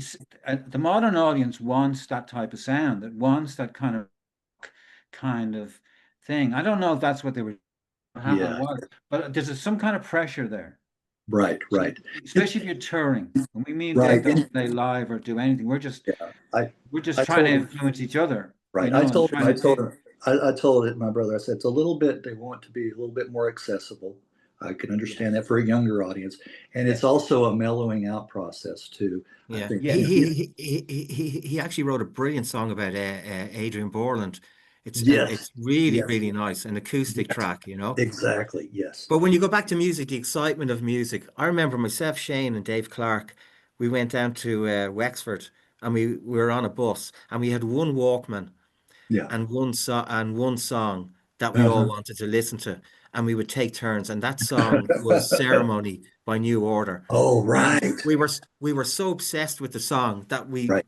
had to listen to it constantly. Yes. But we only had that one Yes. Walkman, and we were passing it around, and we were just so blown away by that song. Just, Right. you know, Right. how could they come back That, and that early have New such, Order, the yeah. early New Order. Yes. And Yes. that's what I mean by the excitement, the emotion, and the love of music. It's like that Right. stays with you, you know. It does. It does. You So know. I listen to all that old stuff from the 80s. I still listen to that, Yeah. but for what it is, right? What he said. But I wanted to mention from the Mall in Zeiss. Is it pronounced Zeiss? Yeah. Yeah, Uh, the actual track Mall in Zeiss. I like the video. You mentioned videos earlier. What David Niven movie were the clips from? What was that? It's the It's brilliant Powell video. and Pressburger. You know, they did the Red Shoes, so they're English producers. Scorsese just did a documentary on them. Did he? Okay. Yeah, his editor. There's a lady there. He brought Powell over to America and ended up marrying, I think, his one of his editors there, and she gives talks on. But so it's I can't remember. I'm nearly getting the title. It's a movie about an English airman who gets pilot. Yeah. Yes, pilot. He gets shot down. Yeah. And he's having a conversation with a lady on the thing, and he thinks he's going to die, but he doesn't actually die. It just seemed to fit. Yeah. Yeah. It does. Again, that's some of Dave's lyrics, really, that I find very evocative. I think it's very interesting the clips that you use in the videos. Yeah, I like those. Yeah, that happened by accident. We've sort of developed that, and we've got a new video now for the return, and it's kind of, I suppose, at the start, funny about we've nothing to do. We don't want to be on the videos ourselves. Yeah, right. So what are you going to do? And using black and white footage, it can be a little bit of a cliche, and we knew that. But I'm kind of getting more comfortable with it now. It seems to have kind of evolved. If the Hand of our version has a video put up, which is cut up of certain certain different movies, and it seems to be evolving now in the same way. Accidents, basically, again, errors where something is layered over something and something, or seems to have some relationship with the music. And at this point now, we don't double think that. Yeah. I mean, do you remember, Dave, on who I was and what I am? We were messing around, not sure how to start. And once we got about the first done, and we said, "Oh," and then we'd come back to it and say, "Oh my God, there's something definitely in that." We won't touch that 8 minutes then after that. I mean, in any way or shape or form. Yeah, they're left. It's complete. Yeah, it has to completely left. stay. You know what I mean? And sometimes we might change something and then spend like a week getting back to where we were, because it has to be, and that's what we rely on now. We've learned to rely on, it's like bringing the writing stage into the production stage. Okay, it's what it's kind of like. So if I send Dave a mix, even the rough mixes before the song is even half finished, it still gets mastered, it still gets pushed through the same process. So we're always mixing into what we're going to hear. So it's not like, somebody who's writing a song and boom, and this is what it is, and then they try to bring that in. That process for us is all mixed up now. It's messed up. So and we don't care how we get there, really. It's just when I send it to him or he sends it to me and we go, "Oh, that's it now." And then once point, we don't double think it. It's I think Right. I don't know if that Like if it's a like yeah, kind of the sum is greater than the parts, kind of, you know. Kind of. yeah. There's something in there, and we Yeah. don't know what it is. We don't want to know what it is. Yeah. You know, we Right. just move on. It's Right. done now. You know, Right. Right. but that's Yeah. great. I mean, I love working like that now. Yeah. It's really it's so much more fun. You know, Right. because it's like swimming in something rather than, you know, having a pencil and sucking the end of the pencil and trying to work out what you're doing. Yeah. It's kind of organic too, right? Would you say? It is totally like that. And Dave made it say that it can get frustrating. It can get frustrating for both of us for different reasons at different times. I'll give you an example on the first album. There's a song called Earth, which is the first version of it. What do you call it? Candle. Oh God, something Candles. candles. It's just called Yeah. Candles. Yeah. And he sent it to me, and I put on guitars and I put a solo-y kind of thing in the middle of it. And I sent it to Dave, and Dave loved it. And then he came back with a structure, and it was kind of like verse, chorus, solo, verse, solo, chorus. Oh, And I okay. said, "My God, what's this? That's bad, you know? What's he, you know?" Yeah. And I thought, okay, look, I'll just do it. It's easier just to do it. And when I did it, I realized, oh my God, this is genius. This is perfect. This is exactly what we need. And that actually taught me a big lesson, not to be so or try. You can't, you know, your natural instinct is going to remember. So you've got to, a few times you got to just say, Yeah. make in here for that. So we Right. do now tend to go, sometimes we can go around the block, which Dave kind of alluded to there. And it might seem we're not getting anything, but something always comes in with it. When it comes back around, there's some version or there's some little bit that's now changed, and now it all clicks together. Like on Return, for instance, we had the track, and it wasn't until Paul put some guitar on the end, Paul Page from Whipping Boy, that it's not that it changed the song, but it suddenly gave us that extra dimension to be able to finish it and put it into a structure. Once we had that guitar, I mean, it went very quick, didn't it, Dave? I mean, it was like probably a week, and then it was done. Whereas with been a month before that, sort of hanging around. But at least we knew that we hadn't got it. If you follow what I'm saying? Yes. Before we would have just probably put it out. But now we kind of knew, no, it's not right, and we're just going to have to wait around. You know, I love working that way now. I really do. Yeah. Well, picking it up here, I like the bass in Far From Home. I like the bass in that one. Right. I mean, That's Shane. Well, but that track started off because you sent me, you had just a sort of a kind of a guitar bass track done. Oh Slightly changed it around. And you said you didn't know what you were doing. You had the thing set out, and I'd heard the story about an immigrant coming over to Ireland and, you know, burning their skin and doing stuff like that. Basically, the idea was that they'd rather be out on the road. They trusted being out on the road rather than being in any kind of institution. And that's kind of where the lyrical idea for that song came. That's why the video has sort of immigrants kind of. Yes, I wondered what that had. Yeah, what with the tanks and all that. Yeah, because he's basically saying that, you know, he had to leave his area. You know, he had to leave where he lived because when the tanks came through.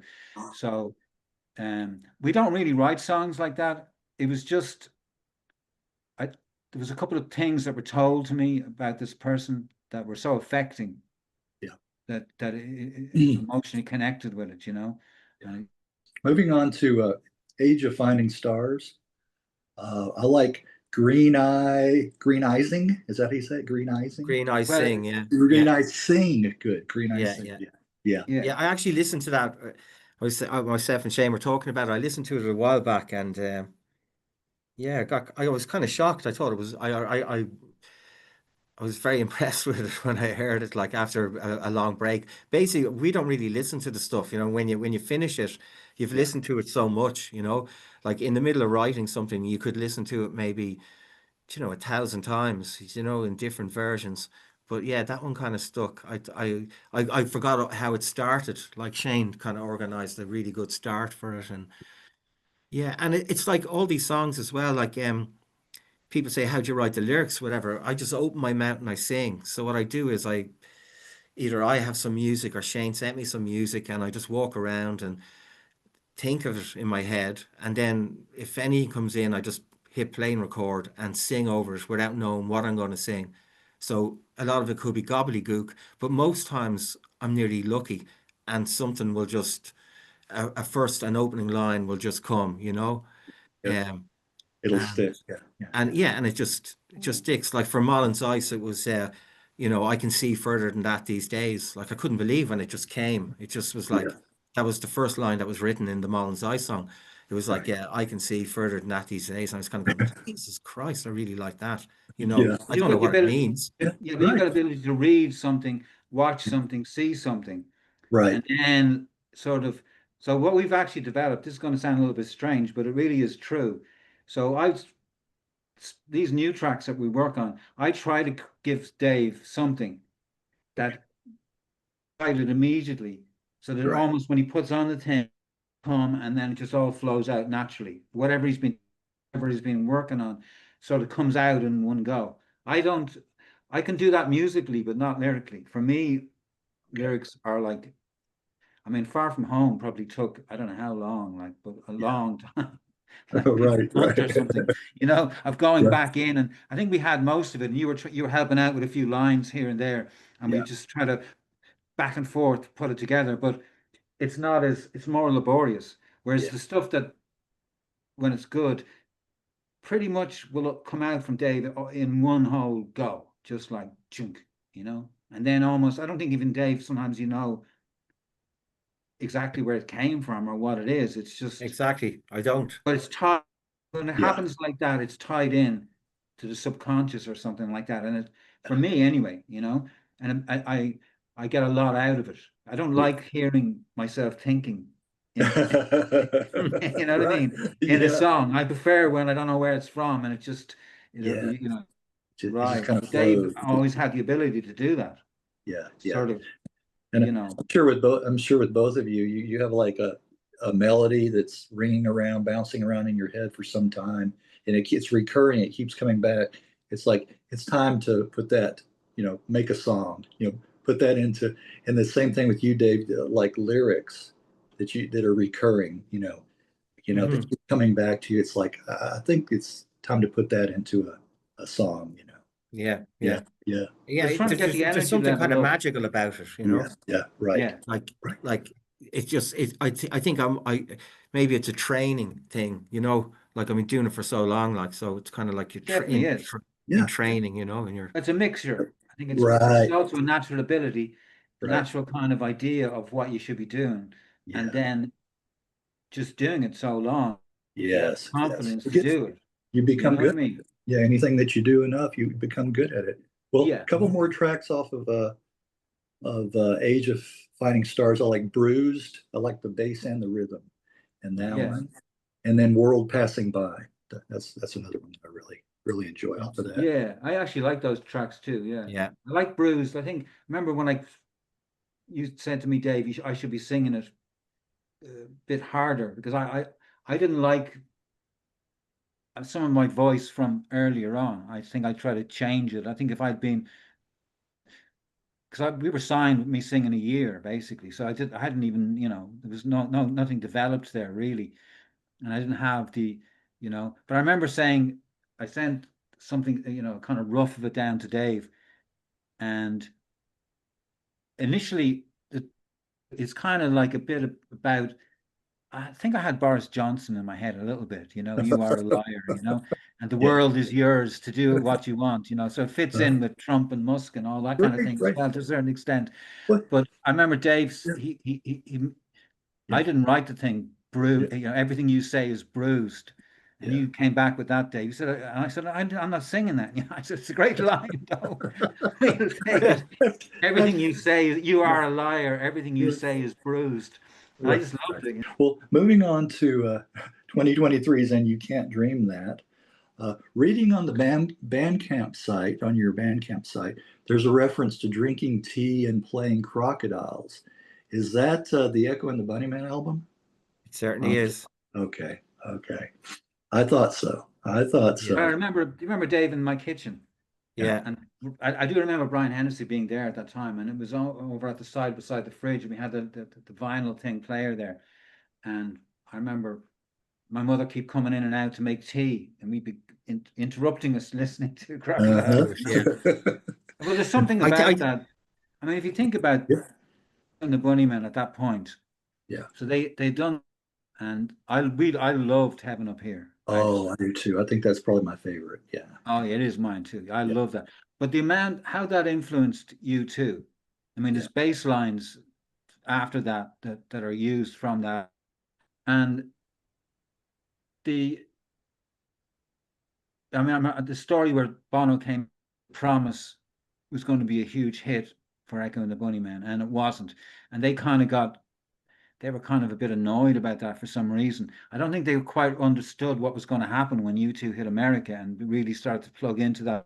And they were sort of sidelined out, and they didn't really have a way to go in. And that, going back to the story with the Chameleons, if you like, that whole idea. And I think that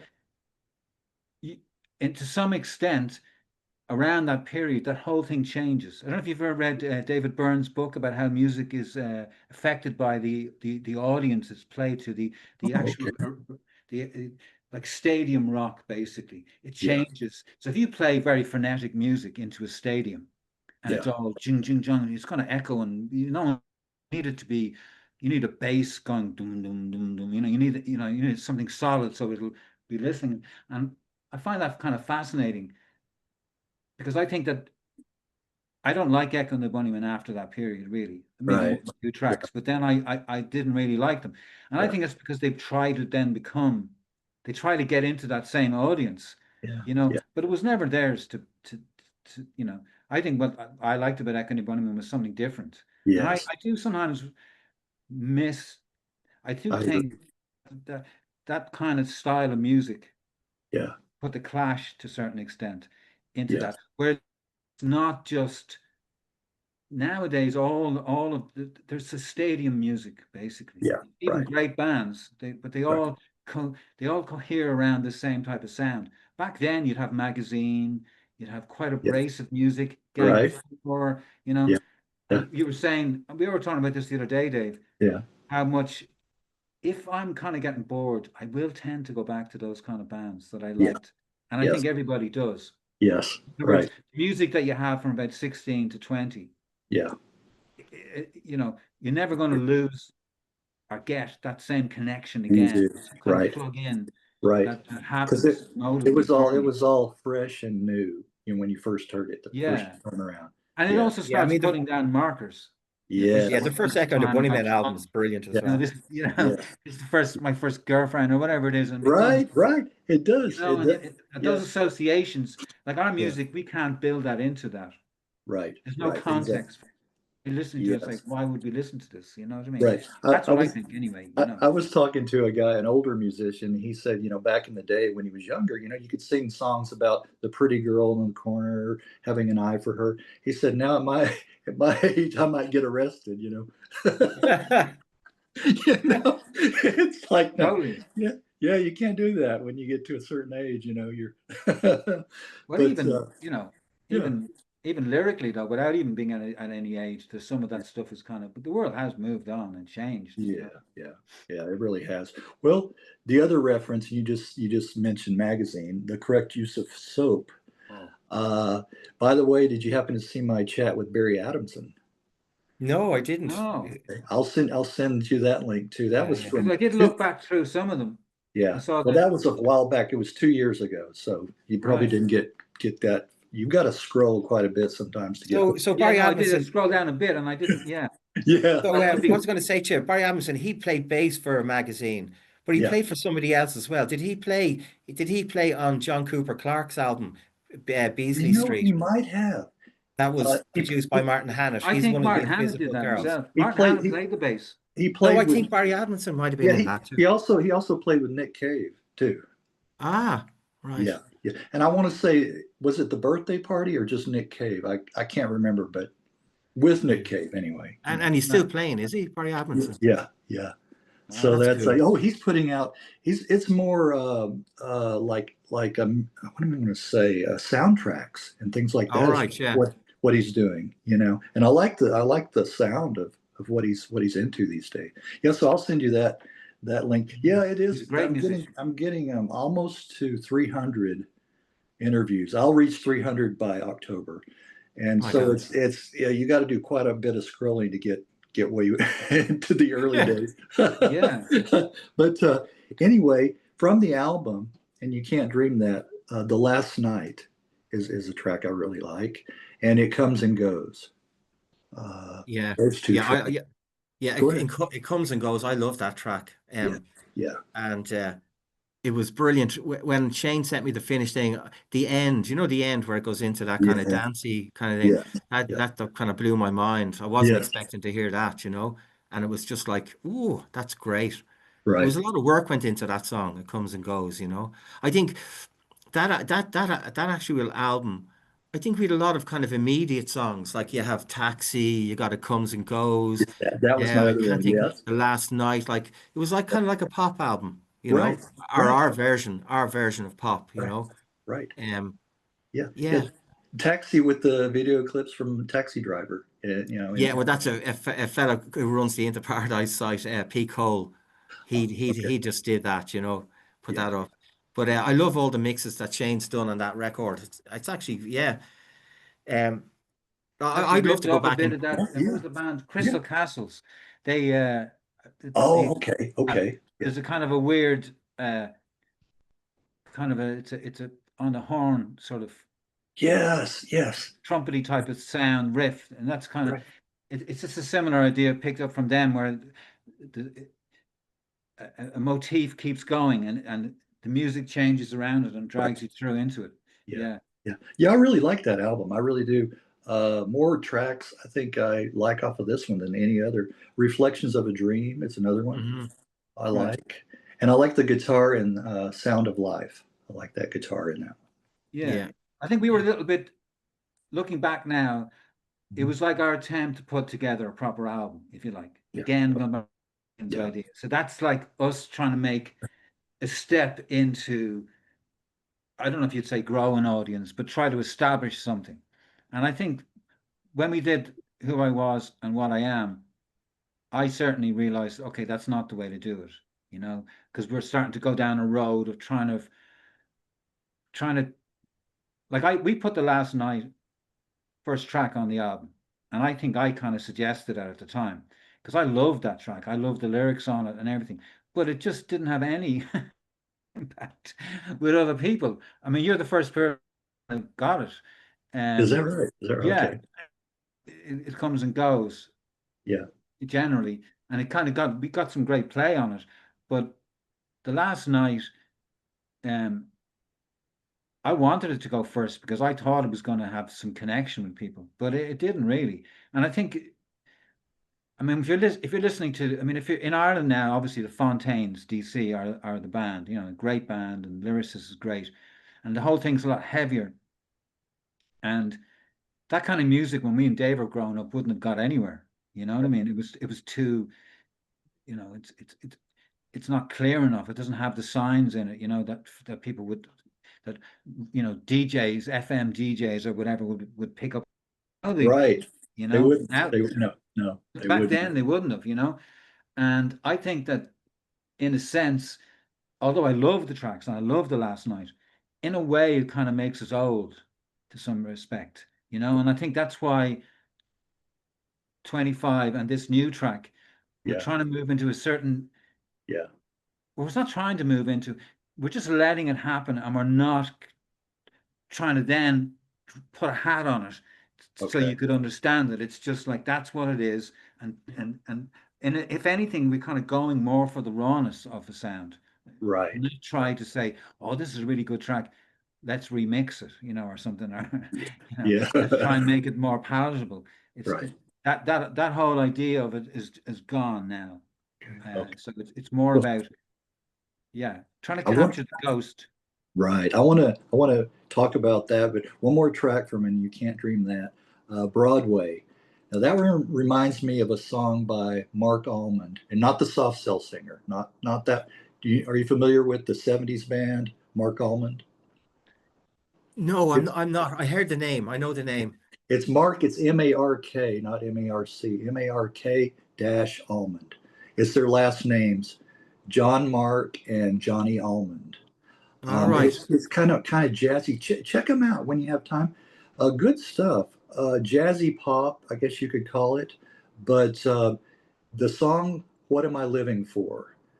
That's the one to check out. It's probably on YouTube. That's I'll what definitely. that song Broadway reminds me of. What am I living for? Yeah, Okay, yeah, I'll definitely check it out. That song is the Broadway song is funny actually. yeah, I was walking in the back garden, and I said to Shane at the end of a phone call about another song or something. I have this idea for a song, and I sang it to him down the phone, but the lyrics were totally different. But and thank God, that was the thing. The thing that changed that whole song was so basically, I said, I had this idea of a song. I've been dancing my whole life here and off of Broadway, right? So yeah, dancing was the word. But then what did we change the word for? I've been doing my whole life. I've been playing my whole Playing. life. Yeah. Playing. man. And that totally, so I sang the song down to Shane. So he said, oh God, we'll definitely do something with that. And then we did it with dancing, and of course it wouldn't work. And then Oh, playing came into it. Once you put, I've been playing my whole life, and it changed it around. And I really, yeah, I loved it. And then we got the video of Beckett walking around, yes, uh, yes, which people said it could have been. It's either, I don't think it's a fake video, but what it was people said it could have been the Stasi in East Germany, videoing him as a subordinate, So, and that's where the footage was from. So you see him in the cafe, and it just really worked, you know, it with the song. But it did. It does work with the song. yeah, Yes, so it I it remember how, yeah, complements. Yeah, they yeah, He's complement each somebody other. that Beckett would be, obviously someone to look up to in terms of trying to get some direction in how Yeah, you yeah, uh, sidestep, become a bit more real if you can. right. I mean, yeah. I mean, you got that line. I actually looked that line up, Dave. Take art easy. Yeah, Because yeah, I we actually got got that. one of the tracks, part two, is Take Art Easy, and Dave said to me it was something that Beckett had written back. I can't yes, find you'd yes, said that, right, Dave. I think right. you might have come up with Well, that. well, No, that's no, no, I didn't. No, I tell you what, there's yeah, two things so I had all the Beckett letters, right? Yeah. And two things that really bugging me is I bought well the wife bought me one of them. It was a bloody fortune, the very first letters. But that he's in his flat, and he's listening to some music, right? And about 4 years ago, I found this music that he was listening to that no other book. Anytime you go back in a music, they name all the artists that he plays, but this was one. I think he was a French piano player, and I found it was on SoundCloud, right? And I didn't feckin' save it. And I've been trying for ages to oh try and no, find it. So that's one of the things that really annoys me. Now, the other, because I'm still trying to find out this particular album, right? yeah, yeah, But the other thing was a poet friend of his was writing to him how frustrated he was, how his new book was going. It was going really, really slow. He didn't think would he be able to finish it, blah blah blah.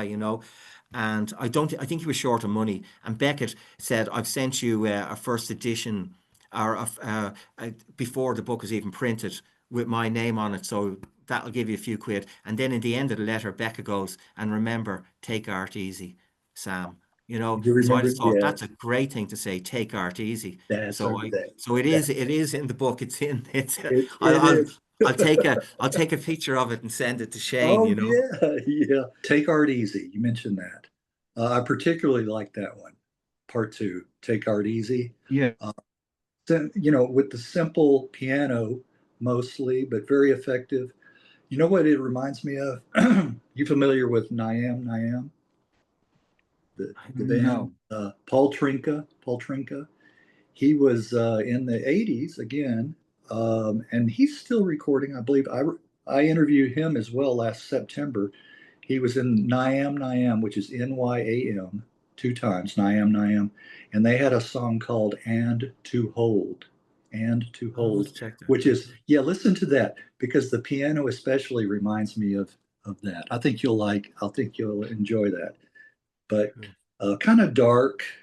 Well, the song for sure is a little brooding, but it reminds me of that Take Art Easy. So yeah. Well, we kind of see the Take Art Easy ends with a line going, lovers kiss and then depart. And that line was also in part one in Spread Your Arms, right? Okay, It was in there, and we eventually took it out. But those songs became linked then. Okay. And yes, that became very interesting to us then, the idea that because the idea of Spread Your Arms is that live the moment now. You know, you're in the relationship, so you know it's specifically talking about a relationship, really, I suppose, and it's saying don't take it for granted, be in the moment with it. And what art, because Take Art Easy starts Take Art Easy, then it goes Take Life Easy, Take Love Easy, you know. Yeah. Then at the very end, it goes. It says, "Cold hands, warm hearts, lovers kiss and then depart," and it's the structure of the deliberately to fall apart and sort of drift off, trying to capture that ambiguity around relationship, how you know it can come and go or whatever, and you know try to live in the moment with it, you know, something like that anyway. And we're not, you know, we're just trying to capture, as I said before, the ghost of some kind of feeling that, and it's probably best when you don't. That's why I actually changed the quote, Dave, and instead of saying Take Art Easy in the press relief, I said the quote I could find with Beckett is that art is not there to clarify, you know. Yeah. And right. yeah, I listened to, there's a great podcast on, and this fella was he's a artwork guy, and his one of his teachers gave him this line, I love, which is I've forgotten it. It's basically saying you try to describe, suggest, don't describe, and I just love in terms of art. Yeah, I think good. I think That's what, good. I think it's what Dave. Right. You know what I mean? I think I kind of can overly, it takes away. Yes. You know what I mean? Where it suggests something, it allows the imagination of the person. There you go. listening. I was just going to say that. Leave it to the imagination. I think that's what music should be about. And I think a lot of times, well, I like the clips. Don't get me wrong that you've interspersed, you know, the videos that you've done. But I think back when MTV began, you know, the old song "Video Killed the Radio Star," you know, that kind of thing. I think when you try to define it too much, and it has for people. It's like, well, this is what you're supposed to think of when you hear this song. I don't like that. I like it. But none of those, the individual, and none of those videos have any presence now. Right, they don't. They all look trite. Yeah. You know, where they're, you know, with the song where they're literally taking the girl and the boy and they go and they kiss and all of this kind of stuff. And it's too literal. There's no art in it. You know what I mean? Yeah, whereas the Beatles ones, the Beatles promo clips, like say for Strawberry Fields and Penny, they work because they're not explaining the song. They're just them going around. Like some of them, you see George Harrison, it's like he's in Alaska. He's so cold going around, and, you know, and the funny walks, and you know, McCartney up a tree, and even the fool on the video, the fool on the hill video, it's just him walking on these hills. It just looks kind of cool, you know. It's like it's got something. Whereas if you try to explain, you know, there's the girl leaving the house. Oh, you know. I think, those early videos, like you said, they didn't take themselves too seriously, you know, when they did those. Yeah. And exactly. It works. It definitely works, you know. I was just thinking there's a book. I don't know if you've read it. I got it from the library last week called The Cassette 86. You know, Oh yes, yeah, yes, it's yeah, basically a famous cassette that was given with the NME, and yes, he basically finds all these old bands, you know, like the Pastels, the Shop Assistants, and it's really interesting because some of them are working in bike shops, and you know, they're all doing different things now. A lot of them from Scotland, and they're kind of talking about, you know, they haven't played music in years, and one of them actually is very funny. He says he's working in a bike shop in the wilderness somewhere in the yeah, Scottish yeah, Highlands. And he said, right. even at this stage, he said he left this particular place when he was young because he couldn't find his tribe and he had to go into Glasgow, you know. Uh, And he says, here I am back here with a bike shop. He said, even at this stage, even if someone was into death metal, I'd call him in to play with me because he's looking for, you know, to collaborate with yeah, somebody, you know. yes, So, right. and it's kind of cool looking at their lives and you know the way and some of these bands are like on the front cover of the NME and you know Hey, that whole C86 movement, like you said, the jangly pop, I was really into that. You know, yeah. I talked to Martin Whitehead from the Flatmates. Remember that band? Oh, I've And then never heard of this, that one. okay, then the Sidleys. The Sidleys was one. I don't know if they were on one of those C86. Yeah, I think I Yeah. remember the Sidleys, all right. Yeah, You know, And talked to there's I another haven't them. band heard called them. the But Soup Dragons. You know the Oh Soup yeah, Dragons, I'm Soup free to get what I Dragons. want. Yeah, Well, I right. didn't realize, I thought they Yeah, were huge in America for a while, but then they yes, didn't make any money because it was right. apparently what you call it, Keith Richards and Jaggers. And I thought, I don't know Yeah, what made me think, I thought the yeah. song was theirs or they only used a bit of it. Oh, right, But right. so it ended up that they, Yeah. you The, know, another one was the Servants. I talked to. I think yeah. they were on one of those too. I talked to one of the members of them. So making the rounds with those guys. Wow, yeah, that brought back some memories too. there's some. I do have a desire to kind of go back to. I saw a magazine about 10 years ago, maybe or so. They reformed, Okay, okay. and the uh, I can't remember the guy's singer now. Uh, Howard Devoto. Howard Devoto, Yeah, yeah. Howard And he Devoto. Yeah, I came was out trying. dressed in these like a sort of it looked like a weird Chinese kind of uniform, and he had these little shoes, Hmm. and just the feeling of freedom Yeah, to be yeah, different, you know, with yes, his hair, the way he had his hair down, yes, right. and you know, watching bands like the Specials and have the mixing of all that. There's a certain energy around watching bands that can't even play, and it's just well, you know, Yeah, and re- replaced with yeah. Ed Sheeran, you know. Exactly. That's what I don't get too. I don't get. Yeah. But I But mean, you know, having said that, I mean, he can get out an acoustic guitar right. and entertain, you know, 50 and 90,000 people with his pedals and his guitar. And it Yeah, is astonishing to watch, but I yeah. don't get any emotional connection with it. I mean, There, you that's the don't. key. There's not, It's like there's not, an there's ice not for cream me or to, something. You know, I there's not don't for me. You know, any. and you know, bands from the '80s, and look, I talked to guys from that were at their heights in the late '60s, '70s. There will always be fans for that kind of music because the younger ones coming up today that don't like what they hear. But like you said, the Ed Sheerans and of the world, and that kind of the too poppy, too slick, Yeah. corporate type music, they're going to be looking for something else, Mm. and so you'll find a lot of them will go back in time.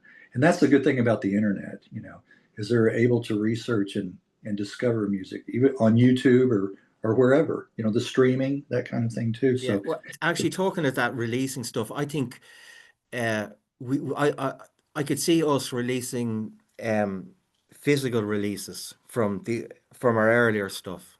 Do you yeah, know, like there's 4 albums there, and I think it'd be stupid not to really, do you know, yeah, for loads of different reasons. But I think I could see, you know, remixing some of the songs and doing either compilations or actually putting them out yeah, just you know and yeah. so that they're not expensive. I don't I'm not I don't have any preference for violent for The violence, sorry, violence. for vinyl or CDs, but I Yeah. think it's easier doing CDs Yes. and it works out cheaper and they can look really good, like I Right. got some Nick Drake ones Yeah, recently and and they look lovely, you it know. seems to be there's a resurgence too with CDs coming back too. Hmm. We thought they were obsolete, but it seems like they're coming back a little bit Yeah, too. I think they are. You know, Yeah. I mean, I don't know, but yeah, were either one of you guys into the Buzzcocks? Oh Of God, course. yeah. My Okay, God. I we mean, didn't talk geez, about. I mean, from the very first single, like Yeah. Boredom, and like I'll, like like Well, the Spire and singles Scratch, the album, first one. yeah. Spire Scratch, yeah, There you brilliant. go. Done by hand. I'll go back through my channel. I'll take time. And the ones I think you might be interested in, I talked to Steve Diggle. Oh, brilliant. So a I while saw back. that one actually. I think I He's the saved guy who that one. sang Harmony in My Head, isn't it? There's a harmony, mate. That was Steve No, Diggle. is he sing that? He Was- did. I I think thought he the sing. sang Harmony in My When Head. he did the one. There's a Whenever we go da da da da da da. It's a great track. It was he brilliant sings band. the lead on. Huh? So They're a brilliant band. yeah, so brilliant. I'll go back. We had some technical problems that was on his end, so I had to edit out quite a bit of it, but there's still a lot in there too. So I'll send you the ones that I think you might be interested in. I'll send you the In links. fact, Into Paradise did a cover of what's that song? We did it for, was it a B-side or for some compilation? We did a magazine cover, and it was Shot by Both Sides. Oh, that's one of my favorites. Yeah, right there.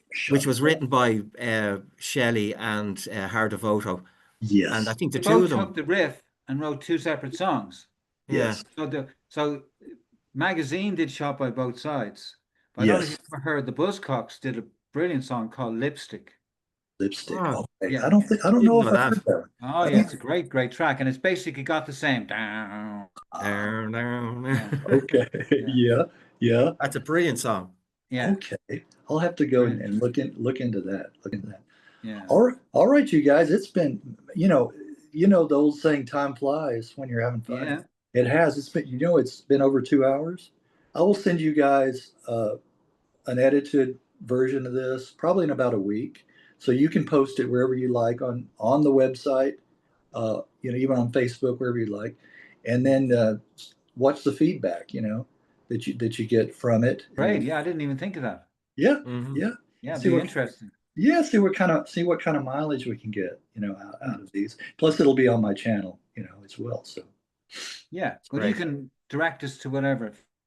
okay. You can direct us to Yeah. whatever you think is most effective, and we'll Oh yeah. do our What, best. if you guys think of Engage. any way to advertise it, promote it, Yeah. it's most welcome. So, well, I want to thank you guys again for doing this. It's I've thoroughly enjoyed it. Yeah, you're welcome. We've enjoyed it too. Yeah, definitely. Thanks so enjoyed much, it. Greg. Thank you. All right. Looking All forward. right. You're welcome. And I'll send you some of those links too. And we'll stay in touch too, if you would. Definitely, yeah. Keep I'll me put you on the posted. list to send you stuff as we do. Oh, that's what I was going to ask you. Yeah. Please Yeah. do that. Please do that. All right. All the best to both of you. Okay. Okay, Okay. look after yourself. See you. All right. Bye. All right. Thank you.